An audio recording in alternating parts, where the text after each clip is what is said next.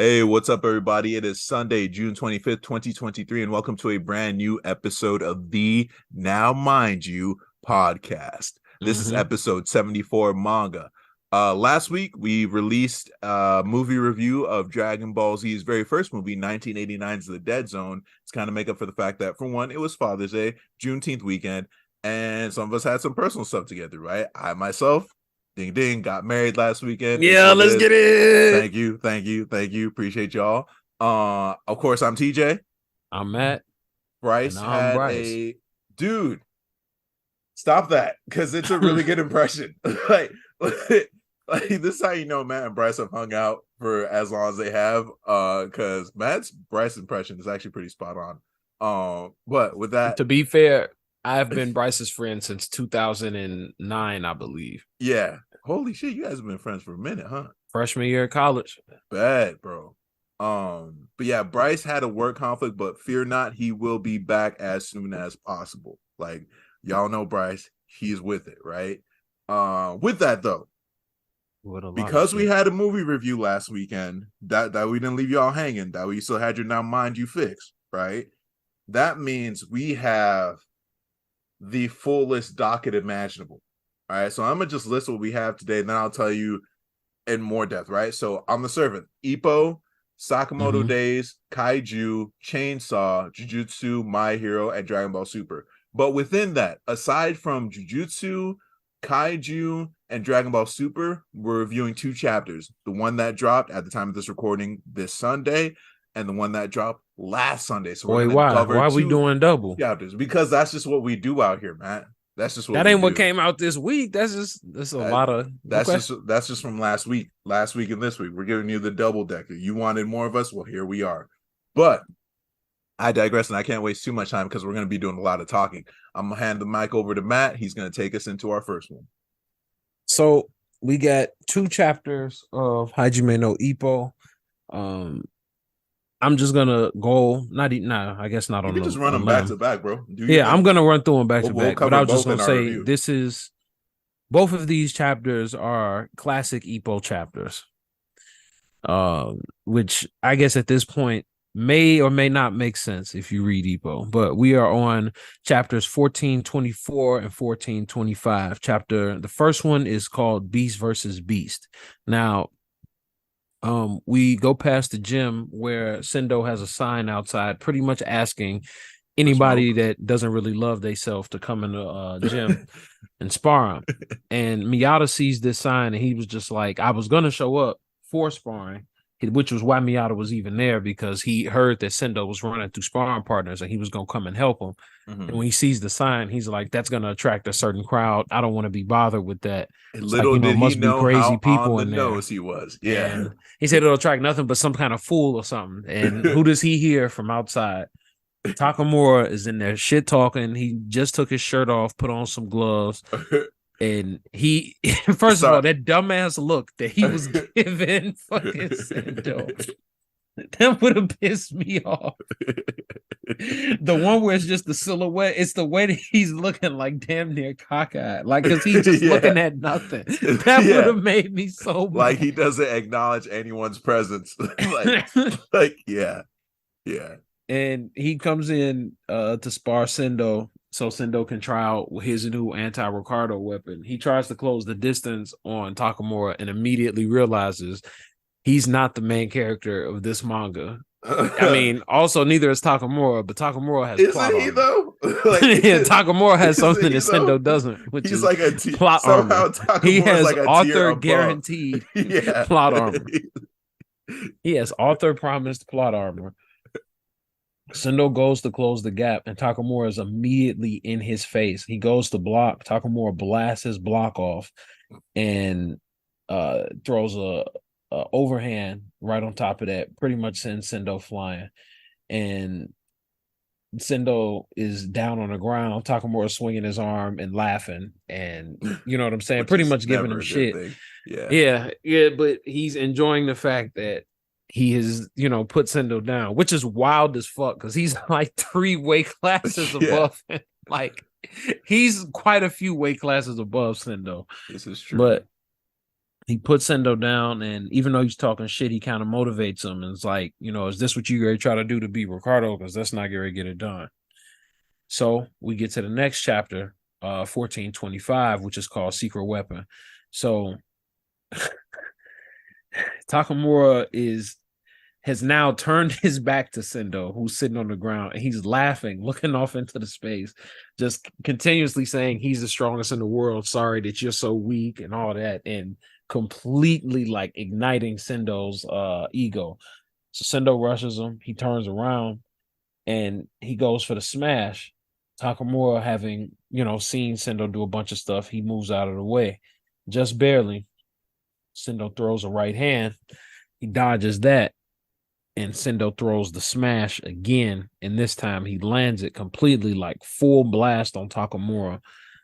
And ironically, right as Takamura gets hit, we cut over to Itagaki with, I forget which one of Ippo's that was Aoki.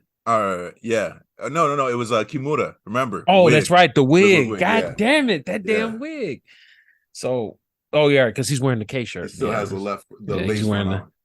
So Kimura is sparring one of Ippo's guys, and he lands a hit, and he turns around to Ippo's like, look, I landed a hit. Shouldn't have did that. And Kimura just lights his ass up.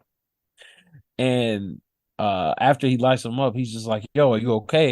And he's like, yeah, like I just picked it up on him, but I didn't, pick it up on the power. I'm bigger than him. Only some type of immature person. Right. Like, I know better than that. Only an immature person would try to crank up the power on a person on a lower weight class. Enter Takamura. Yeah. Enter back Takamura with the Ippo eye, the burning spirit. And he throws this hard ass overhand and like blasts Sendo down. Everybody's trying to hold him back. And I'm like, yo, you can't do this. Think about the weight difference. Yeah. Sendo throws a fucking kick. Yeah. Everything just starts like, going you to think shit. That's gonna change anything? Yeah. Yeah, he's like, yeah, I learned this one from Wally. It's like, what the fuck is going on? Takamura just does some Takamura shit and has now flung like 8 people off. And then Miyata calls his dad, aka Kamigoya, and was like, please come and get this man. Local man ruins everything. Like, Takamura. That's a deep Simpsons reference, but yeah. That's Takamura. Local man ruins everything. Like, he's literally like, please come and collect him quickly. He is making a total scene. And Takamura gets out of the ring after he figures out that somebody's called Kamigoya, and everybody was so happy that he called Kamigoya because they knew that was the only thing that could tame the beast that is Takamura.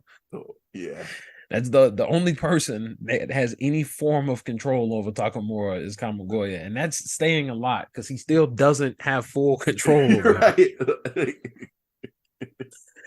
Oh my god! Like, anyway, so Takamura goes to leave, and he's talking to Miyata, and Miyata asks him, he was like, hey, like, was that shot pretty good, or were you just being a dickhead? And he was just like, no, if he was my weight, he actually really would have hurt me with that punch. Like, and he asked him if he saw it, because there's there's still that subplot about there might be something wrong with Takamura's eye. Right. But also, in this context, I believe he was just talking about the nature of the smash, because it does come out of, your peripheral view. It's like a dipping kind of hook uppercut. Overhand. Yeah. So he, pretty much explains, like it was a pretty good shot or whatever, but I'm gonna keep it moving. I gotta go, do some more debauchery somewhere else. And Sendo is just sitting there like, man, what the fuck? And we find out through Miyata. Sendo finds out through Miyata that Takamura gave him a compliment and said that, what he was working on was pretty good. Like, it's still a little rough, but if he can refine that might be enough. I'm going to be honest with you.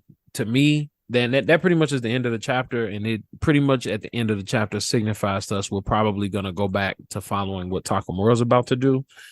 In the meantime, while Sendo is trying to train, and, we see what else is going on with possibly Mashiba, and what Ippo's training his pupils is going like. So that was pretty much how it ended.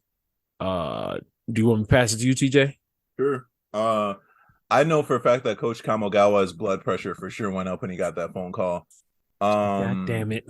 Round 1 of Sendo versus Sakamoto went about as well as you thought it would go, right? Yeah. Sendo should have stayed down, but Takamura had this kid bleeding from his mouth with the mouthpiece still in. But Takamura was going to Takamura, egg him on, so on and so forth.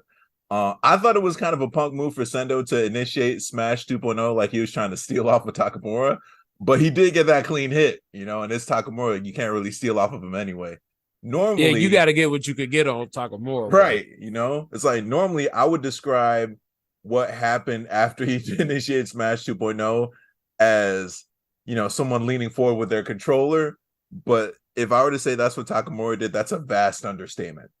Mm-hmm. The look on Takamura's face, Rinnegan fully activated, bro furrowed further than we have ever seen it furrowed. His face veins were popping. That motherfucker had the Broly eyes. You're looking like there are no pupils. You're looking at the face of rage. Like this was rage personified.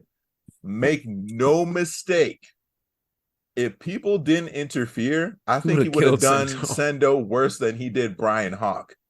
Jesus Christ.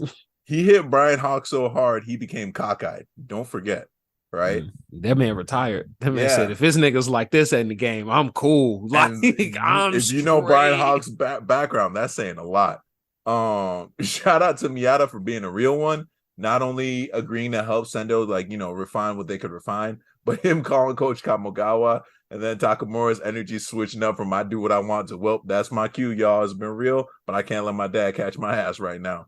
I would imagine, like you, Matt, we're either going to get some chapters of Sendo and Miyata refining the Smash, or we switch back to Mashiba versus Marcus, the alien Rosario. We have not forgot about that demon. Yeah, trust me. I have not forgot about that fucking devil. I'm just happy we don't got to look at dude. No, that's fair. That's 100% fair. But that was all my thoughts. It was a good set of Ippo chapters, in all honesty, and I'm looking forward to the next one. Yeah, I just want to see where we're going with the next chapter, but I really enjoyed them too. Pretty plus good. Takamura shenanigans are always hilarious. Shall we switch over to Sakamoto Days? Yeah. Jesus Christ. All right. So similar to Ippo, we also had 2 chapters of Sakamoto Days cover. Sakamoto Days, of course, written and illustrated by Yuto Suzuki. We had chapter 123 and 124, and similar to Matt, I'm just gonna kind of review, summarize both chapters, so on and so forth. But chapter 123 was called One Shot, and then chapter 124 was called Kumanomi. Now, where do we leave off? Hyo and Heisuke go to White Castle. Now, if I were to summarize the two, basically Hyo and Heisuke are teaming up to try and retrieve Heisuke's missing luggage, right? But something's not right because this thief grabbed Heisuke's suitcase, and sure enough, they're being led on this wild ass foot chase right across the town in Thailand, right? And they're getting lured into a trap. And sure enough, who's waiting for them? Kumanomi. Let me get into this review because again, same thing similar to Matt. I'm just going to review both chapters. But Hyo, seeing his younger self in Heisuke, who's determined to get his suitcase back under his own power because he wants to prove himself useful eventually to Sakamoto and the crew. I thought that was cool, him seeing his younger self reflected in Heisuke's efforts, right? It shows, too, that not everyone in the order, which is like the elite of the elite, right, is in there because they are supernaturally gifted. Not everyone's a Mr. Takamura. Funny how the strongest are always named Takamura, huh? But you also have your Rock Lees, the people who got in there through hard work, right? And Hyo was in that weight room like a motherfucker, right? Now, I would like to see where he got that fucking metal jaw, though. Like, I'd love to get just even a slight flashback on where that came from. That being said, Heisuke, when he hit that ricochet shot on the thief, he did that with no scope. That's impressive, bro. He's so, bro. Everybody in that universe so raw. Like 360 no scope, so cold. Yeah. Shout out Xbox 360, but no scope, bro. See, when I get poor service, right, whether it be at a restaurant, whatever have you, I might just, leave some feedback, maybe I don't rate or comment, right? Maybe if I'm really irritated, I write an email. Kumanomi, you know what she did? No, she quite literally stomps your ass out right out of existence. She stomped this nigga out so hard. All that was left was a pool of blood and that unlucky motherfucker's sunglasses. What the hell, bro? She could have gone to Yelp. In the words of DMX, she turned that big nigga to a fucking stain. Like, that's crazy. It was like, is this what he meant? Quite literally. There's curb stomping and there's whatever that was. Now on to chapter 124. Low key though, I'm not gonna hold you, and I'm gonna keep it 100%. Like, I kind of like Kumanomi's villainy. Now, hear me out. The reason why I'm saying this, the reason why I'm saying, oh no, there is fear attached to this, like, but the reason why I'm saying this is because she's just getting busy. There's no talk, no jutsu. There's no unnecessary expositions. Like, hey, you the nigga I'm looking for? All right, cool. Like, that's literally all it was, right? She's just getting busy. It's like, you know what you're here to do. They know what you're here to do. We know what you're here to do, right? Come to find out, the thief was supposed to grab Hio's luggage, so there was a mix-up at the airport. The dude grabbed the wrong suitcase. I guess it worked out well, it didn't work out for him, but it worked out for her in the end, right? Now, hear me out. Hio, why, for God's sake, man, right? You know she's got a stupid, like a dummy, powerful electromagnet in her hands. Why aren't you taking off your jewelry? Once she ripped the ear off, bro, like, that's it. I'm like, hey, let me just take off all these bangles. I don't even need these chains. Did grandmama give you those change? Right? Like, man, you just lost an ear and you're not going to tweak the wardrobe a little bit? Anyway, The whole chapter, insane. I think the insanity showed just on that highway kind of trumps what we saw in the flashback arc. And that's saying something. I don't know how Yuto Suzuki keeps on managing to up the ante. Like, this isn't even Bollywood anymore, bro. Does every week. Like, this isn't even Bollywood anymore. It's like, at some point, bro, like, where's that anime, man? Where is that anime? Man, whatever studio ends up picking up this anime is going to regret it, bro. They won't be able to feel their wrists for the rest of their lives. That's all I'm going to say. Hand-drawn, digitally drawn, the wrist's gone. Yeah, anyway. There will be no way to please the fans. Bro. Also, the fuck you mean, bro? The fuck you mean? She peeled a whole city bus's muffin top back blue? Like, the fuck, bro? The fuck? Like, fuck the magnetism for 1 second. You hear me out? She magnetized herself to a next exit sign on the freeway. Had the strength to pull Hio while simultaneously choking him, which, by the way, that's got to be magnetism and some telekinesis, because I ain't never seen magnets work like that, because that's some next level control on those objects. To be able to have them stab through the roof of the bus in an X formation around Hio's neck, but that's neither here nor there, right? But she magnetized it, she had the strength to pull Hio and the roof of the bus, and check this out, Matt, her shoulders didn't rip out the socket.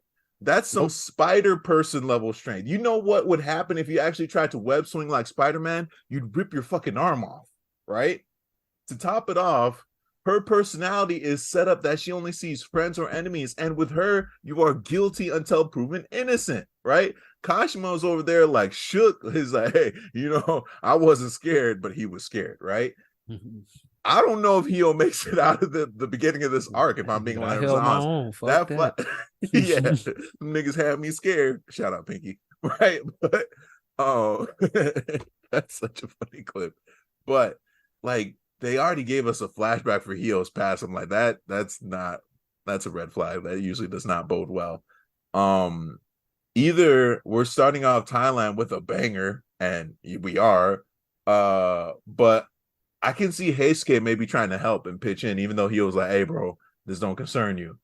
But I don't know if Heisuke is going to be able to do much, right? Maybe we get like a Sakamoto coming through, like, hey, I double back real quick just to see how you were doing. And then I just don't want him to die. Yeah, because Hio seems like an interesting dude. And I want to know how he got that metal plate on his shin. But I'm going to pass it over to Matt. What'd you think? One, I don't want Heisuke to die. I've liked him from jump. I like the trick shot thing. His personality through this whole thing is like so funny, but like, no matter what, if you go through like any of these panels, his face is the exact same. Like, it's almost like he's almost always in this state of like, lost. Like, what the hell is going on? Yeah. He's also kind of like the light of positivity, low key, in the Sakamoto group, if that makes sense. But yeah, I don't mean like he's not comic relief. I mean he's somewhat of their canary. Yeah, he makes them like better people with his presence. I don't know how else to explain it. He's a nice guy. Yeah. Like I said, I'm just gonna start and stop on the same point. I don't want Hisuke to die. I also feel like damn man, she's just, what's the girl's name?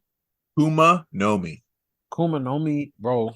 She stepped on a nigga in my Air Force Ones. Come on, bro. She was like, you the one that took Gaku Jordan ear? Ones. He was like, what? And she's like, yeah, it was you. He ain't gonna tell me who did it. It was you though. Meanwhile, yeah, I'm finna go ahead and kill your ass. Yeah. Like, it's like, whoa, like, yeah, energy. She's just been a threat from Go. So it's gonna be crazy to see how she, like, how she's gonna eventually meet her end. If that, right. If she meets her end, we'll see if she talked that shit to Mr. Takamura, but that's a story for another time. Other than that, I feel like you covered everything pretty much. I don't think I had anything really to add. Well, shit, man. We'll see what they got in store for us next week, and we're still waiting on the anime announcement. We haven't forgotten. We don't forget. Sometimes we forget. But with that, take us into Kaiju, my guy. All right. So speaking of action. Man, we got Kaiju number 8. This is episode chapter whatever 88. 88. And we finish off. We are finishing off pretty much the fight that we had in the last chapter, but we also get a little bit of background with Shinomiya. Is that how you say it? Yeah. Get a little more background with Shinomiya, pretty much confirming that he knows that Naofumi is like really like that. So he's continuing to push himself and, be this carrot dangling in front of him, so to speak, to force this kid to level up, because he knows that this kid is as strong, I guess you could say, as him. Yeah. And he knows that this could be his successor. So, it was interesting to see it from his perspective as well, because we only saw it from Naofumi's side. And Narumi. I'm sorry. We only saw it from Narumi's side, and in us only seeing it from Narumi's side, we only get to see like he's chasing him. He, like, no matter what he's doing, he can't get past him. And the whole time it's like that was the point. Like, it was to get him to where he is now. So pretty much he has completed his attack. The fucking special attack that he did was like looked like something animated by Bandai Namco, some big like Naruto Ultimate Ninja Storm shit. And then we switch over, and Oshina is struggling. He is slowly but surely being overwhelmed by this Kaiju number 10, and he thinks back to before they turned the Kaiju that he's wearing currently into a suit. He told them, "I'm just the prototype." Yep, which is a scary thought. And they have run into what he was the prototype of. They have now run into the final version, but I think he's going to have a hard time, but predictably, I believe that Hoshina and number 10 are about to level up. If we know our shonen manga archetypes, they about to level up. They about to sync up like crazy. Yeah. Yeah, so I'm interested in seeing. Now I'm curious to see if his suit changes in any way.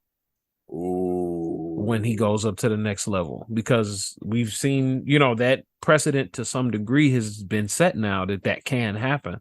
Yeah. So, maybe, even if it's not a thing of, even if it isn't a thing of like, it does some type of transition, like aesthetically, it could be something like he gets faster, or he gets like more output of this thing or another thing. So I don't know. I'm very curious to see what's gonna happen with Kaiju number 8, but Hoshina is his turn. Everybody is like, everybody is doing their job, so it's his turn now. But I guess at some point we're gonna remember Kafka. Some point we're gonna get back to Kafka. I don't know. Hajime no Kafka. Yeah, basically that's what this is. Yeah. It's Hoshina number 8 now. Yeah. I'll pass it back to you, TJ. Well, thank you. I really agree with all the points you made. If there's anything I can add, let me just go through my notes. We've seen that trope of the stern mentor that secretly acknowledges their mentee, but we'll never acknowledge them to their face. I think that's cool, but every now and then give people their flowers. Like, now he's dead, and what are the psychological ramifications of that on Narumi and Kikoru? Therapy, right? Also, damn, nigga. On a personal note too, it's like I think we all have that type of coach too, where it's like they make sure to train too, so that you could never close that gap. Anyway, okay. So we're zone hopping over to Hoshina and 10, who's the prototype of the finished product that seems to be, I believe, 12, Kaiju 12. I think so. That Kaiju's getting busy because it's beating Hoshina at his own game. Now, obviously, Narumi's battle, like Matt said, it opened up a realm of possibilities, right? It set a new precedent. So it'll be interesting to see how Hoshina and his sentient suit, right, overcome this one. What powers will they be able to unlock? That'd be insane. What if, like, they level up and they split in two? Like, Kaiju 10 gets a body or some shit like that. They don't even shoot the fair one. They just tag team, dude. Bro, I wouldn't even be mad at that. I actually thought, what if they did? What if he splits off? What if that's the powers? Like, he gets like a double. Yeah, that'd be wild as hell. They're like in full synchronization or some shit. Fang over fang in this motherfucker. You know what time it is. Now we have a pretty strong momentum shift, right? That has been kicked off when Kafka got on the mic. Toki Koda's like, hey, wake up. And then, that just kind of kicked off this whole momentum shift, right? We got Kikoda got her dub. Narumi just got his dub. All right, seems like we're getting set up for Hoshina to get a dub. That being said, I'm a little nervous because eventually Kaiju 9 is going to have to do something to shift the momentum back. He has yet to step on the field, right? And it could be that Hoshina does not win. Yeah, or this is part of the plan, right? Maybe he's inputting all this data. It's like, okay, cool. Maybe he's trying to see how strong they can get, right? Before he eventually kills all their hopes and dreams, right? I still want to see what Leno's up to. This was a good ass chapter. I'm not mad at it. I'm hyped to see what's coming up next in 2 weeks because that's the cadence of this chapter. And next week, don't give us, or the week after, don't give us that bullshit title cover chapter or whatever. Like, boy, if I see an artwork chapter, I'm gonna lose my fucking mind. You don't. Sorry. It's like you don't give us enough chapters at a decent rate to be able to do all this. Anyway, that's where I'm at with that. What are we doing next? My Hero or yeah.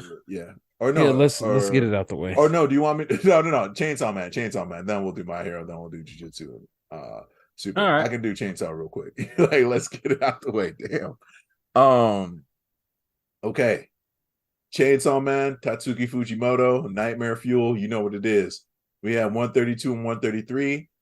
Protection was 132, and Chainsaw Man Protest was 133. Where did we leave off?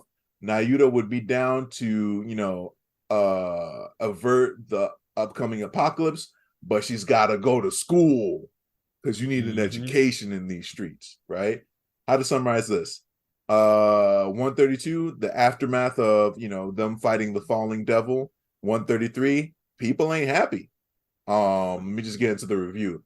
I'm gonna start with 132. So we have the aftermath of Denji and Asa fighting against the falling devil, and everything is in shambles. Gravity is fucked up, right? The oceans aren't acting right. Shit's pretty crucial right now. People are like literally going to hospitals. Everyone's protesting. It's wild, right? It looks like a SWAT team, I say quote unquote SWAT team, has come to Nayuta's elementary school to abduct her. Meanwhile, Asa's currently tucked away at some hospital's ER.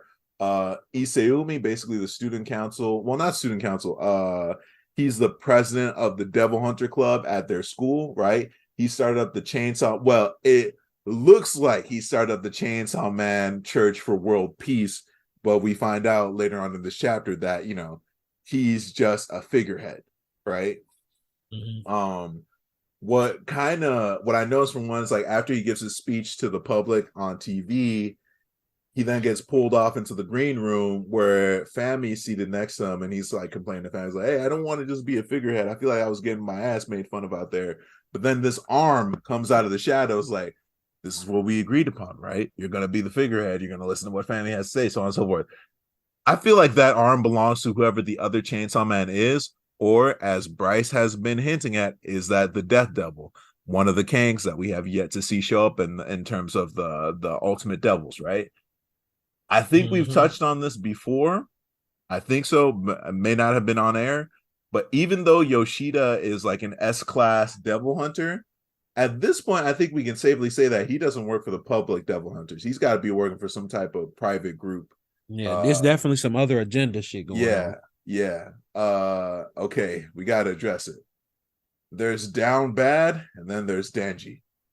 I'm not going to say what he said, but I feel like there's so many other steps he could have taken before. Just to put that right on the table was crazy. Yeah, like you Yep. Yeah, you definitely skip some steps, bro. Like you a lot of other offers out there. Yeah. I feel like he clearly does not know how to negotiate. But that being said, I thought Yoshida's response to that was also wild. He said, he's like, "You won't have to do any tonguing, not while you're under our protection anyway." There's a scenario where that's appropriate, bro. Anyway. You left it on the table. It's right. I was like, all right, moving past it. 133. Okay. 133, Society's in Shambles. I don't think Yoshida brought him over to the exact coffee shop that they were in that one time. It looks like they're outside anyway, sitting on a patio. But essentially, while the protests are going on, we got the anti-Chainsaw Man protesters and the Chainsaw Man Church for World Peace folks protesting, right? And he's presenting Denji with a choice. He's essentially telling Denji, he's like, "Hey, I want you to live as a human. I don't want you turning into Chainsaw Man anymore. If you do, we're killing Nayuta and we're showing her your corpse. Or we're showing you her corpse, sorry." Right? Now, although he put some control measures in place, those control measures like fall apart rather quickly. Like Nayuta literally shows up in the crowd with dogs and everything. He shows up with Denji, like, "Hey, Denji, let's go home." Right? Now, I will say the biggest thing that kind of spoke to me in chapter 133, which was like honestly a pretty tame chapter if you think about it and you think about Chainsaw Man as a whole. Like there is definitely some stuff going on in the background, but this is what stood out to me. Why is Yoshida's organization so hell-bent on preventing Denji from transforming into Chainsaw Man? Now, I also wonder, like, Kishibe, who is allegedly the strongest devil hunter, what does he know about all of this? Is he keeping tabs on this situation? Because we haven't seen him since he dropped Nayuta off into Denji's lap, right? Mm-hmm. Did he co-sign any of this? Is he a part of the same organization as Yoshida's crew, right? Does this have anything to do, like Yoshida not wanting Denji to transform into Chainsaw Man, does it have anything to do with the Nostradamus prophecy? Isn't that prophecy already falling apart at the seams now that Fami and I guess Nayuta want to avert it, right? It'll be interesting where the story goes from here, because I feel like we had all this momentum with Asa as our protagonist for the majority of this second half of the series, and Denji kind of being like a secondary protagonist, and in some cases even the antagonist to Asa's protagonist, right? But this event has happened, and it seems to have kind of changed the playing field a little bit.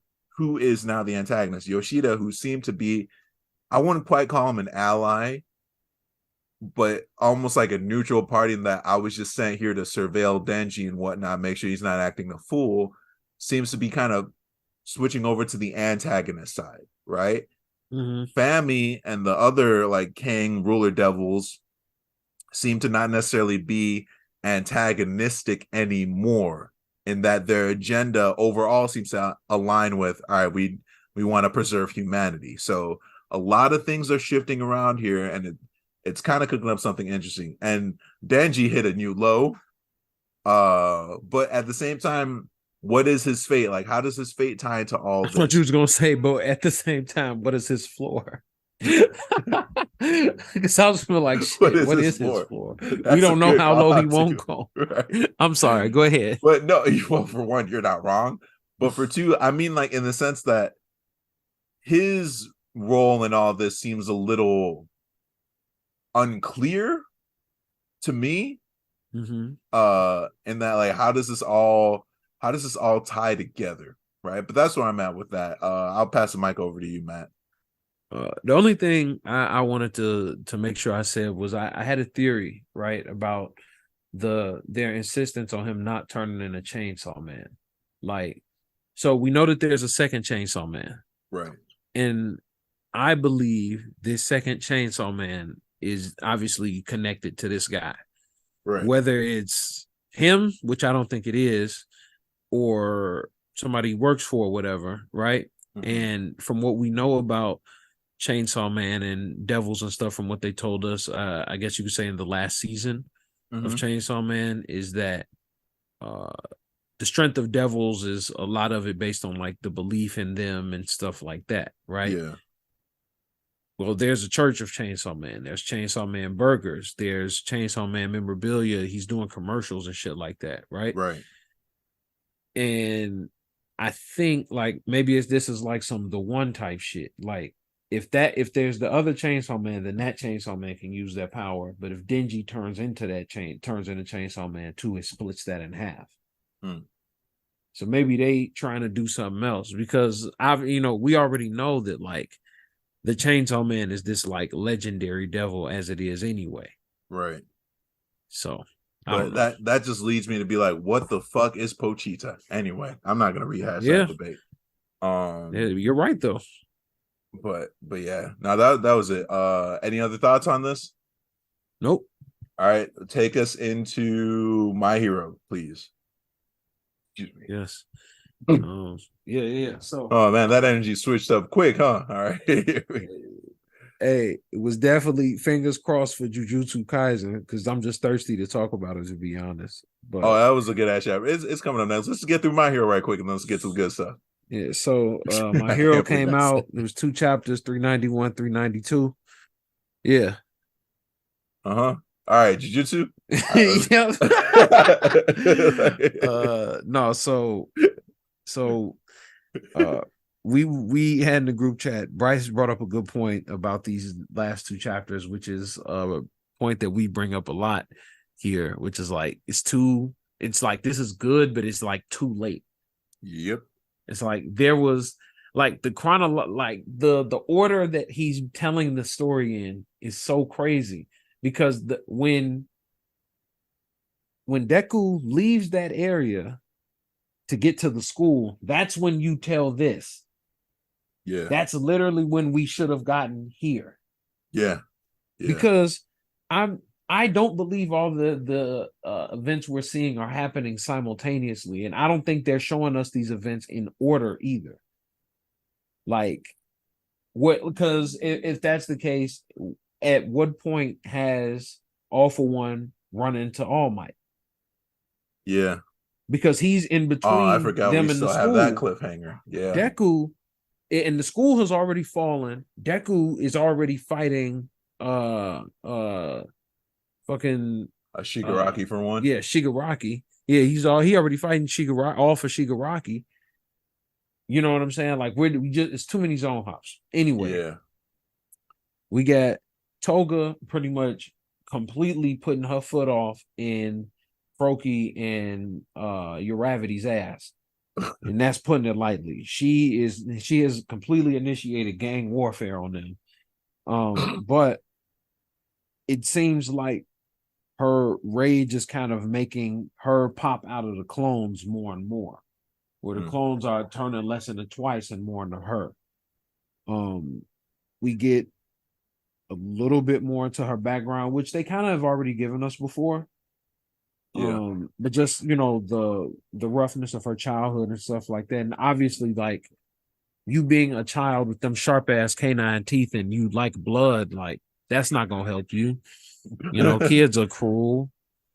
You know, we already went through that with what are what were the other heroes called? The ones that their body has changed? The heteromorphs. Heteromorphs. We already kind of went through a little bit of that with the heteromorphs. So, you know what I'm saying? And to a degree, definitely not to the same level, but I think to a degree, they just pretty much show that she had a little bit of that experience too. But however, also, Matt, just to supplement, they've already shown her childhood before. Yeah. Remember that's what I'm saying. When she leveled up her powers to where she could actually perform the quirks of the peoples whose blood she drinks, like that's when they showed her past too. Like they're rehashing it a little bit. Yeah.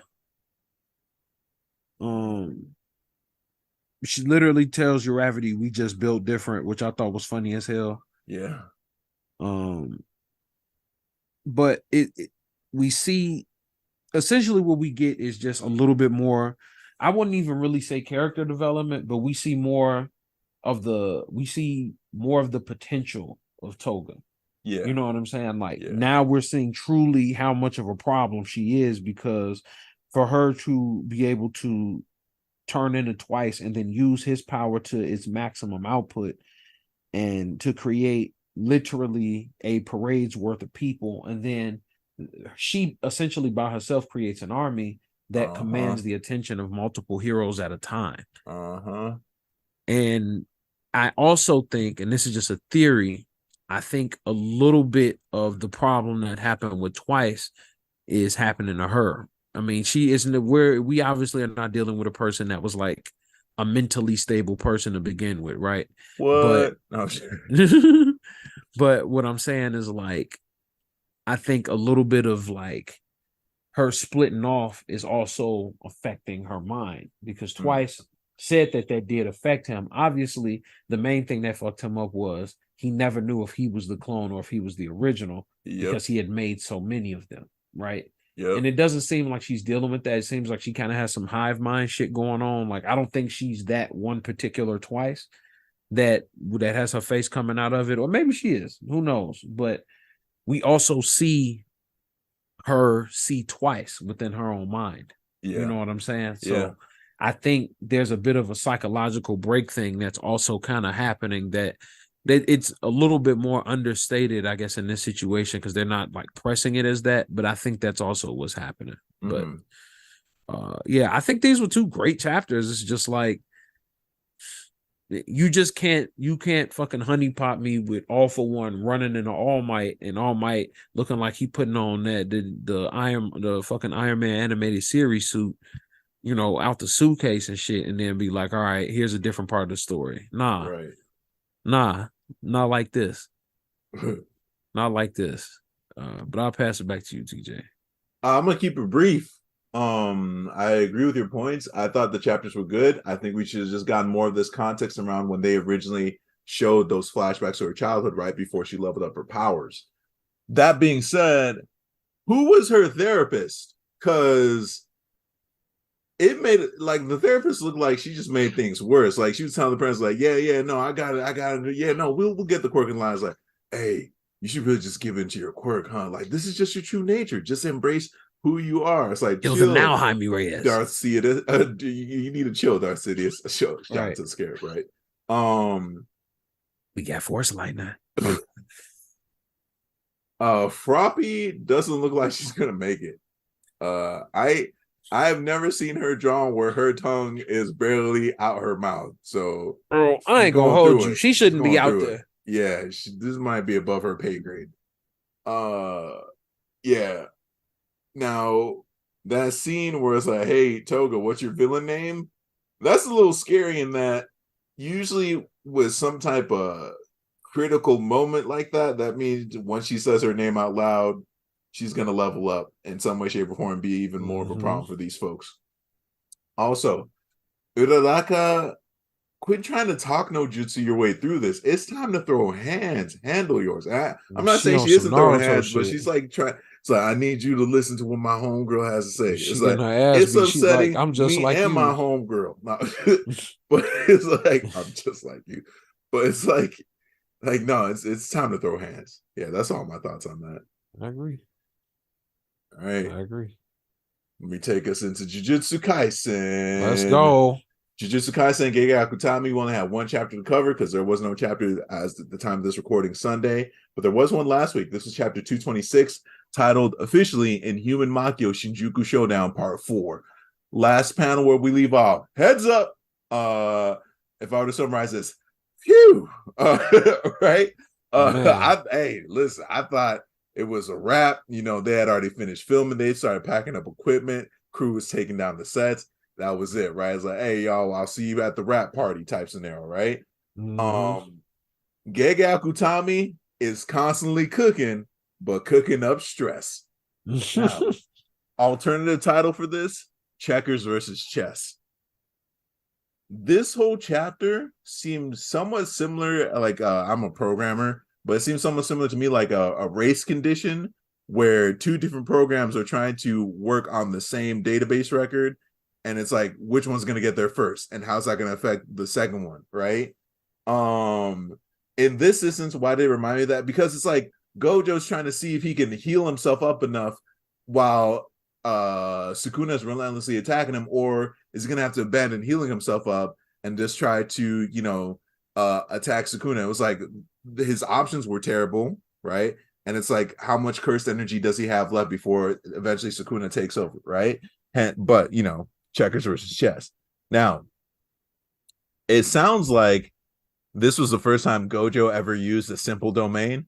Must be nice to be a genius, right? First time I've ever seen actual jujitsu in Jujutsu Kaisen, right? And it was Gojo pulling guard, which is hilarious. But the way he pulled guard is kind of similar to how Chaozu grabbed Nappa right before he blew himself up. He was like, hey, you wipe your homie off my back, please. Bro, have you ever seen the Team 4-star version of that scene? I absolutely have. Okay, when Johnson's like, wait, what? Anyway, sorry, that scene always makes me laugh too hard. But he pulls guard, then, right? He's like, oh, you're like, Gojo's a guard puller. Then to peep this, right? He leans back, hits Sukuna with a point-blank spirit gun that would have made Yusuke proud, right?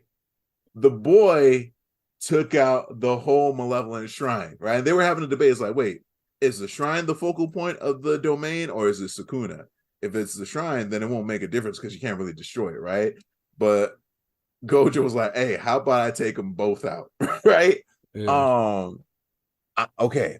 As victorious as that chapter was, and it ends with the panel of like Gojo being like, man, that wasn't easy, as he's reverse curse using reverse curse technique on his slash wounds, right? Also, some of those panels were crazy when like one of his eyes is clearly not there anymore, and he's still going full blast, like charging up some curse energy in his fist, cracking concrete and shit. Like, Gojo's a whole dog. Anyway, I don't think he's out of the woods yet. I still think he loses this battle. I hope I'm wrong. I just don't think the chef of stress, Gege Akutami, didn't do all that early stress building without a reason for it. Didn't set up all the subplots with Kenjaku, right? Uraume, all of them. Like Sukuna even being like, all right, I got some work to do real quick, right? Megumi being stuck inside the sunken place, right? I'm hyped for the next chapter. I'm curious, how does Sukuna respond, right? Especially with like the destruction of the malevolent shrine. Like, did that injure Sukuna's ego? Are we about to see a 4-arm Sukuna? Because, part of me is also thinking, is Sukuna really at full strength if he's only got 2 arms? Now, part of me also has completely forgotten that this is Megumi's body, right? Like, I don't know if this has happened to you, but it's like, I'm so fully invested in this being Sukuna now that it's hard to see the Megumi. Yeah. And you know what I mean? Like, we know it's Megumi's body, but it's like, I don't see Megumi anymore. I just see Sukuna. But I'm going to pass the mic over to you.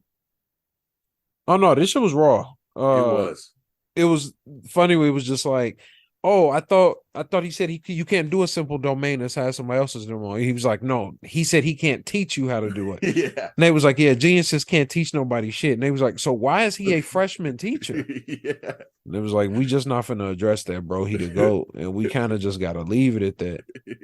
You know what I'm saying? Who's like, gonna tell him no, right? who gonna stop him? Really is what it come down to. Right. No, man, I thoroughly enjoyed reading this chapter. I'm finally at a point now where I'm understanding all the shit when they explain it. Like now I get all of it. Yeah. So yeah, like you said, it was like chess versus checkers. Like he was playing a different game literally the entire time. Yeah. Building up a curse technique reversal, which I was like, holy shit, they could do that. What if he was using reverse curse technique to rebuild the cursed energy that he had used up? And they're like, no, there's no way. And then he was like, bet. Oh my goodness. Yeah, shit was crazy, but that's all I got. I didn't have nothing to add to it. Well, damn, I just wanted to bring that up. Yeah. Well, shit, take us into Super, my guy. So we're still on Dragon Ball Superhero. Still in the movie. You notice my energy shift. Yeah, basically. We are now at the point where. So initially, if you haven't seen the movie, I'll just go through it. Pan is at school. Somebody from the Red Ribbon Army has come to kidnap her. Pan is like, damn, it's really wild that I got Saiyan blood and my dad is a Namekian, so I'm 1,000% not folding. Like, not for no average person just pulling up and just deciding you about to kidnap me. That's not gonna happen. Gut checks him to the point that he is knocked unconscious. And she's like, she goes to get in her stance, and she instantly recognizes Piccolo's ki, which is crazy that he taught her how to understand key signatures. That's wild as hell. But she's her daddy's daughter. Yeah, that's true. So she automatically knows it's Piccolo before he takes his mask off. And they end up leaving and she goes with him. And Piccolo is essentially in a situation where it's like, all right, as long as I'm here, this will be easier. Like, he could take the video of her and all that. And essentially, he has now decided that this is going to be a training mission for Gohan. So he and this other Red Ribbon Army guy that still is not aware of the fact that Piccolo is with him, they go to get Gohan. Gohan is like, they're like, hey, we got your kid or whatever. He's like, listen, dog, I'm busy. This guy pulls a gun on Gohan. He literally flicks that shit away and was like, can you leave me alone? It's much better when you see that animated, honestly. It's better when it's animated, but it's kind of also funny seeing it in the manga because he's like, get this out of here, dog. And then he's just like, all right, well, look, we got your daughter. And he jumps out and, Gohan, you know what I'm saying? Mm-hmm. So he has that Maboma moment, but with Pan, and he was just like, take me to my daughter right now. And dude folds. And he's like, right away, sir. And he was like, yeah, no, that's crazy. And we then pull up to the Red Ribbon Army headquarters. Gohan pulls up in his Juneteenth fit, and he commences in the garb of his people, and he commences to start his fight with hero number one. Mm-hmm. And that's pretty much where we're at. He and Hero One are fighting. He's going back and forth with him. Gohan goes Super Saiyan. Hero number one ups that thing, if you will. And pretty much he's starting to get the better of Gohan. And then there's a moment where Gohan sees Pan from afar. And even though it's Piccolo that's holding her up, Pan has to look as if she's like in danger. And right. Gohan, just merely with the thought of seeing Pan is in danger, is finally able to unlock his mystic form once again. And Gohan jumps up to Mystic. And that's how the chapter ends. I've seen the movie, so I'm not going to give like some crazy review because quite literally we've seen all of this. Yeah. I'm not mad at it. It's just I don't have much. I can't really react much to it because I'm looking at the storyboard for a movie I've seen. Yeah.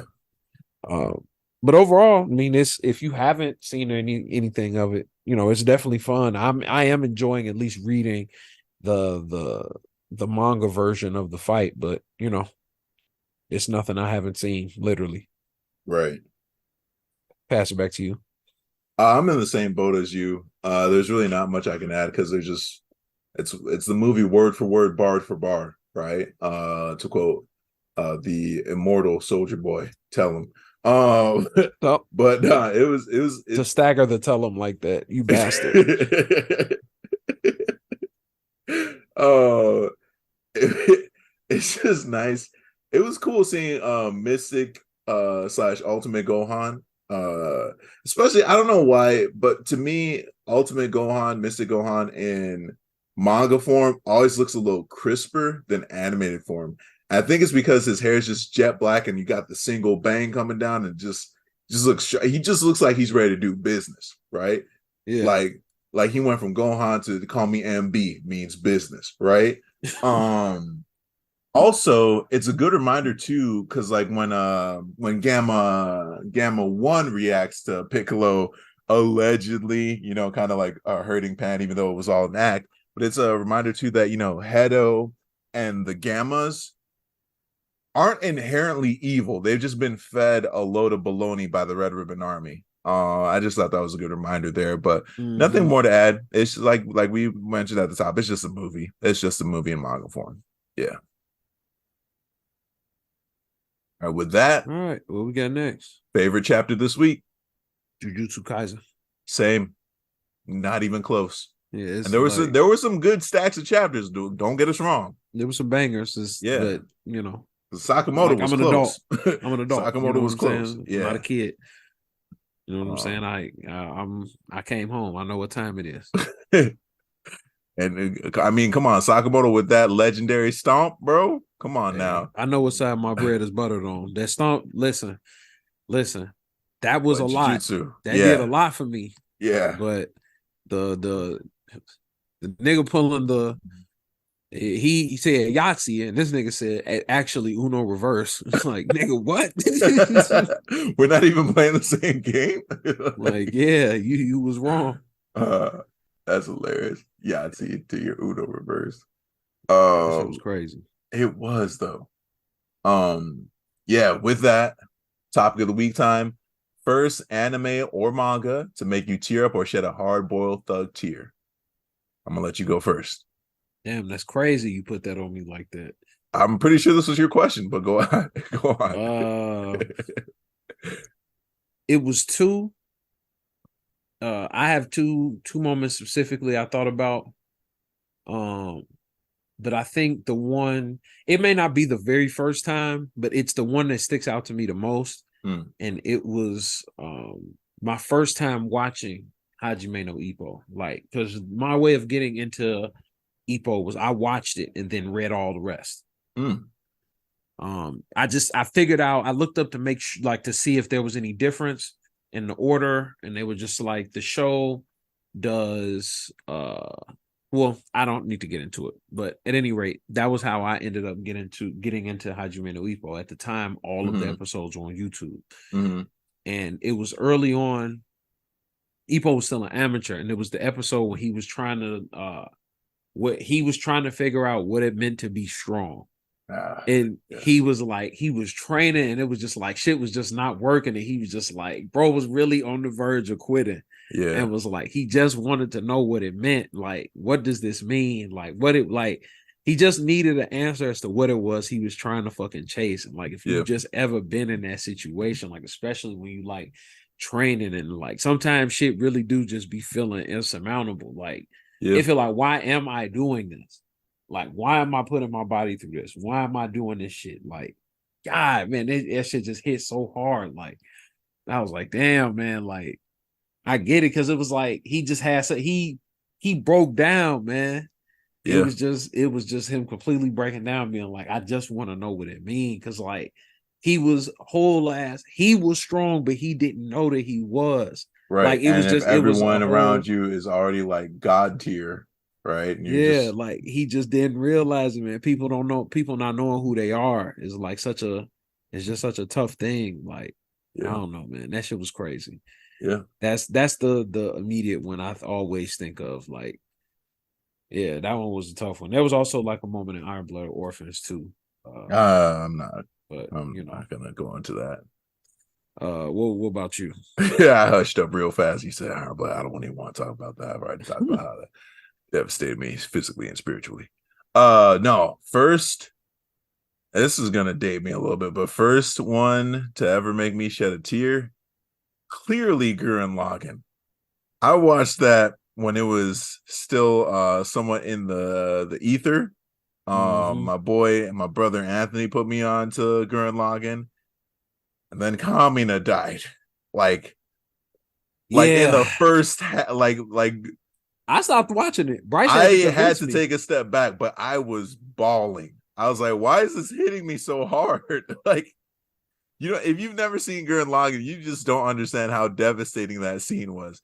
Like, you watch Gurren Lagann and you know that Simone is the protagonist, but let's be real, Kamina was kind of the protagonist for like those first few episodes, man. He's like, Simone finds the Gurren, right? Or the Lagann, or no, the Gurren is the head. Gurren is the head, and then Lagan's the body, or whatever. But it's like Simone ends up finding it, and they end up breaking free or whatever. But Kamina is the one who puts that confidence in Simone, and like, just, bro, like, yeah, that was a hard day. When he died, that was a hard episode. I think I had to take a step back, and low key, the episode following it was kind of very descriptive of, I'm assuming, how everyone who watched the show felt, because it was just Simone in his room just refusing to come out and just depressed.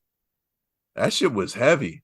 I think that was the first time I'd ever seen something that heavy in an anime, and that was that perceptive into how the viewers would feel watching something like that too, because damn. Yeah. Gurren Lagann. Yeah, that one is up there for me. Obviously the it's a terrible day for rain moment. That's a tough one. That's a tough one. That was that was tough. I got one for you too that was also tough. When the first time, and you thought Sasuke died, when it was Team 7 versus Zabuza and Haku. Oh yeah, man. And Naruto loses it for the first time. I thought Sasuke was dead. I remember reading too, that. Bro. I remember when I read reading that. I had the volume in my hand. I was like, I read it and showed the jump, bro. Bro had the sticks to his neck. I said, damn, he out of here. This is for kids? That's I was crazy. A kid at the time. I was like, what the hell? But yeah, that was a tough one. And when Sasuke was like, my body just moved on its own, you idiot. I was like, it's like, damn, brotherhood. Yeah. I thought y'all hated each other, but that wasn't the case. Right. You know, but yeah, that's where I'm at. That was my only honorable mention, which is rare that it's just one. yeah, when I the first time I watched Gurren Lagann, because Bryce is actually one to put me on, because I was for the longest time a Gundam snob, and I think I probably still am to a degree. I get what you mean, where it's like, what kind of mecha anime is this? Yeah, like, I'm just so like invested in Gundam. Like TJ and Bryce, even though Bryce is here, they can attest to you. Like, I'm damn near an encyclopedia of Gundam history. Like, I can tell you where they from, what century and shit, like what the storyline is, all that. If you guys don't understand how intense it is trying to understand all the Gundam timelines, what Matt has been able to do with organizing that knowledge in his head is stupid impressive. I'll just leave it at that. If you go on any website and look at all the fucking timelines there are in the Gundam franchise, and you'll understand why what he just said and what he's done is amazing. But go on, Matt. My bad. But I said all that to say, Bryce had me on Gurren Lagann, and I was watching it, and I remember I was like kind of texting him as it was going on, and I caught he was just like, yeah, man, I was like, yo, this is kind of cool. Like, I was like, all right, I haven't seen any. I haven't seen anything yet, blah blah. And then I was like, oh, okay, they kind of getting mechas now. And I was like, yo, you know what, dog? Like, I said, I was like, this Simon dude, he seemed like he cool. And I like it was just like first time. Like I was like, I was like, yo, call me the raw as fuck, bro. Like I was like, I really like this dude. He was like, yeah. like an hour later, I was like, yeah, I think I'm done with this. And he was like, man, you gotta finish the show. I was like, nah, fuck that, bro. You didn't tell me this nigga was finna die, bro. Bro, he don't make it 7 episodes in. No, it's so early in the series. But they get you so invested. Nah, bro. Yeah. They was wrong for that shit. They was wrong for that shit. It was tough. I had to cut it off. Yeah, I believe you. I literally had to. And Bryce was like, nah, man, you got to finish it because I was not going to. That was a rough day. That's where I was at with it. We got anything else or we all good? No, we're good, bro. All right. Well, thank you guys so much for checking us out. This has been another episode of the Now Mind You podcast. You can follow us all on social media. You can follow me at Matt Hambrick. That's MATTHAMBRIC TJ. Y'all can find me on Instagram at Tuss4Skate. That's TUSS4_SKATE. You guys can find Bryce on Instagram at Ashe Onsa. That's AXE_ONCA. Bay. And you can follow us at Now Mind You Podcast wherever you'd like to get your social media. We are on Instagram, Twitter, Reddit, wherever you want us to be. That's where we are. And thank you guys so much for checking us out again. And don't forget to go check us out over on YouTube. We got movie reviews over there. We just recently, as TJ said at the top of the episode, reviewed Dead Zone from 1989, the first Dragon Ball Z movie. Thank you again, and we will see you guys either in the combat episode or we'll just see you guys next week. Peace out. Peace.